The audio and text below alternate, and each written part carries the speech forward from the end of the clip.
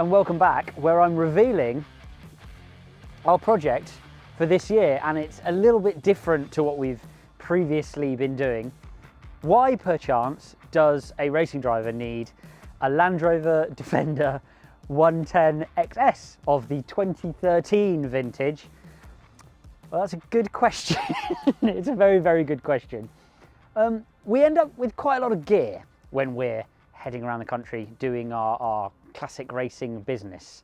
And so for my sins, I thought it would be fun to have a vehicle that kind of helps us with that in terms of moving around all the tools and bits of branding and bits of car that we need lugging about from here to there.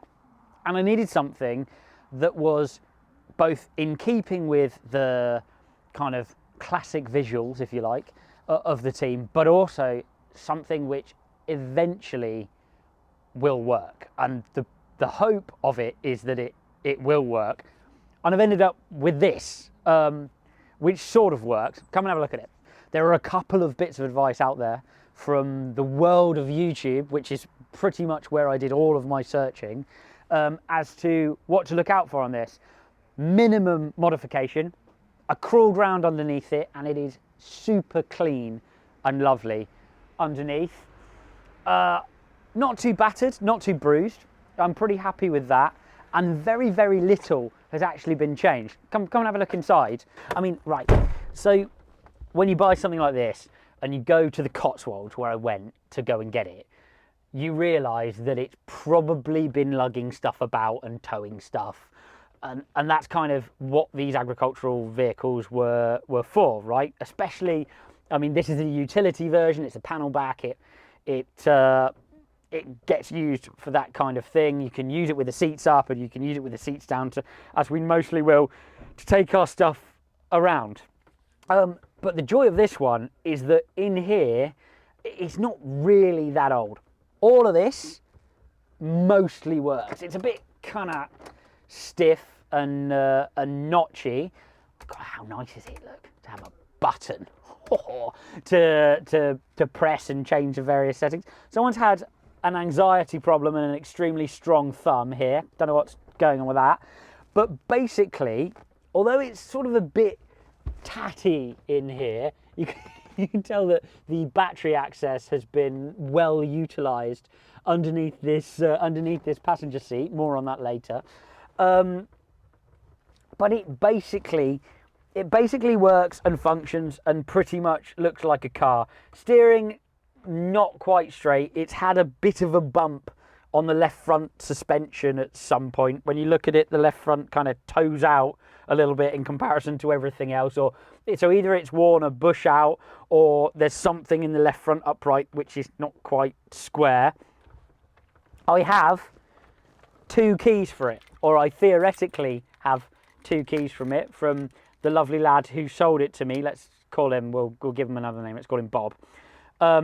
The slight issue with these 2 keys is that this key is for another Land Rover, so we can leave it. I think he ended up with a fair few vehicles.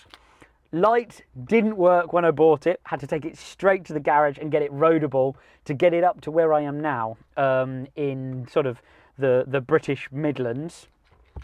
But yeah, they now do.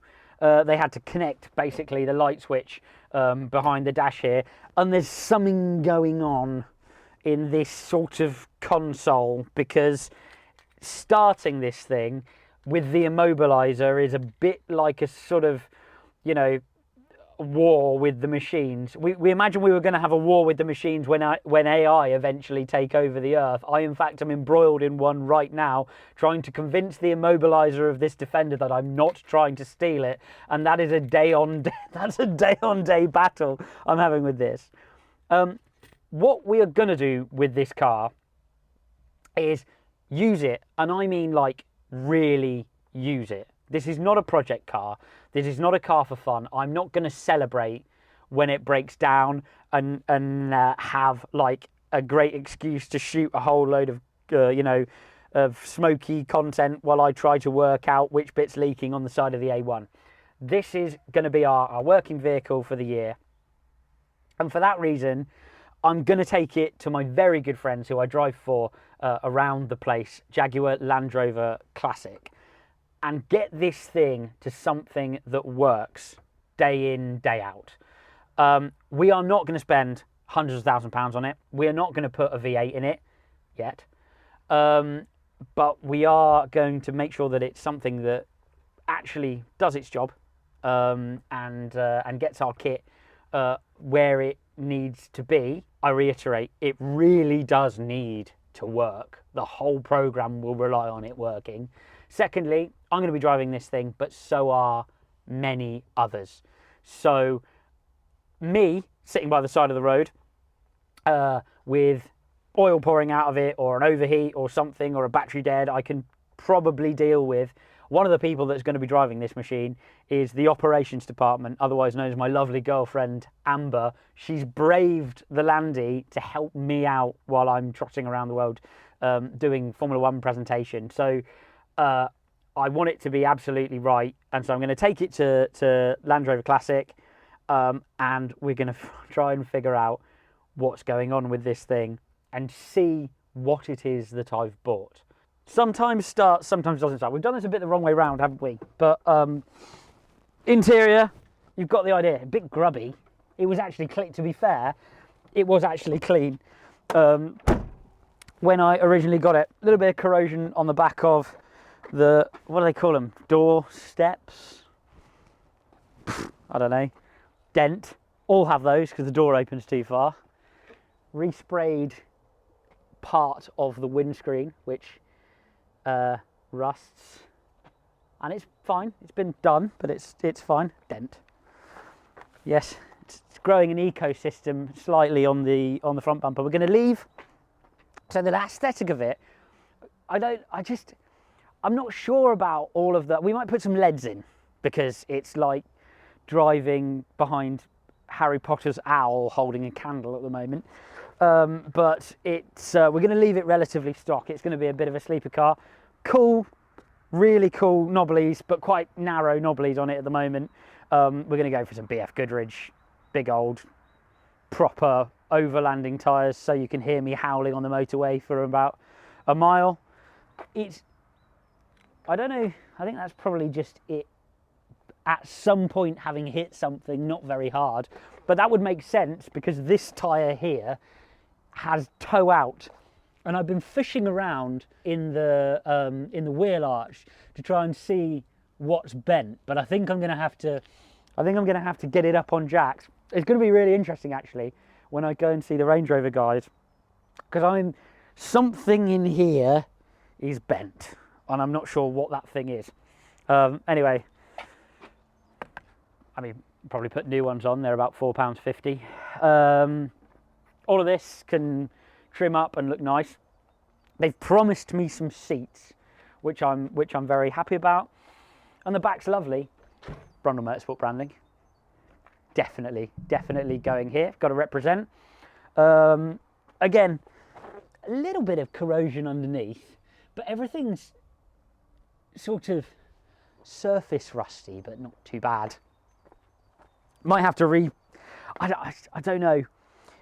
Having that rear cross member, like with a bit of surface rust on like that, I don't know, it just changes the aesthetic of them so much. I might have to have that resprayed or buffed up or sorted out or cleaned up. It's simultaneously neither comfortable nor dynamic, which is kind of is what it is. Rusty rear windscreen wiper looks like something that's been recovered from Chernobyl. It's absolutely horrendous. Even the fog light works, so it's obviously not been driven in the fog in the past 12 years. Again, you know, just standard Land Rover rusty bits. Reminds me of the Spa 6 Hours, filling it up, because effectively you just have to sort of like take the nozzle out, look until you can see diesel, then put the nozzle back in again, then take the nozzle out, gonna see any diesel, then put it back in, otherwise you'll wear diesel. I turned up to the person I'm staying with's house yesterday, and they were just like, "You stink of petrol station." I'm like, "Thanks very much." Apart from that, pretty good. I mean, obviously every single nut and has that standard surface rust on it, but what you're going to do, I mean, you can go around with a can of WD-40 and WD-40 the life out of everything, but eventually it becomes a car that's 10 plus years old. So happy days. My first ever road restoration. Is it a restoration, or are we just sort of fixing it up a bit? It's not really count as a restoration, does it? But yeah, my first ever road car beyond 10 years old, which is going to be interesting. Next time you see this, it will probably be in the air at JLR Classic, and I will be looking far less stressed and much more relaxed, and a nice reassuring person will be standing next to me saying, it's going to be all right and it's going to work. Don't worry, join us for that.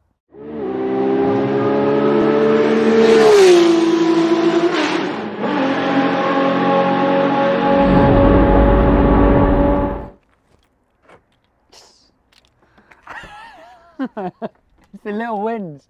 It's the little wins.